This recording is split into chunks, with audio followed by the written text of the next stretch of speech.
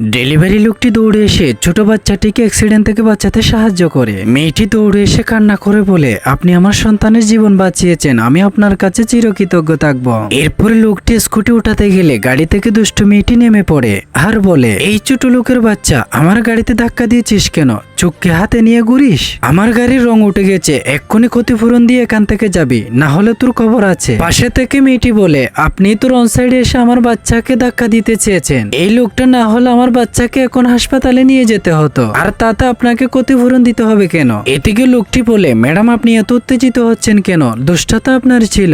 এই বললে দুষ্ট মেয়েটি বলে, আমি এত কিছু বুঝি না, এখনই ক্ষতিপূরণ দিয়ে এখান থেকে যাবি। এরপর বন্ধুরা কি হয় সেটি দেখার আগে তুমি যদি আল্লাহর নামকে ভালোবেসে থাকো, ভিডিওতে লাইক দিয়ে চ্যানেলটি সাবস্ক্রাইব করো। এরপর অফিসের বস ম্যাডাম বলে, তোমরা দুজনই অফিসে এসো, আমি তোমাকে ক্ষতিপূরণ দিয়ে দেবো। এই বললে তারা দুজনই অফিসে যায়। দুষ্ট মেয়েটি বসকে চিনতে পেরে অবাক হয়ে যায়।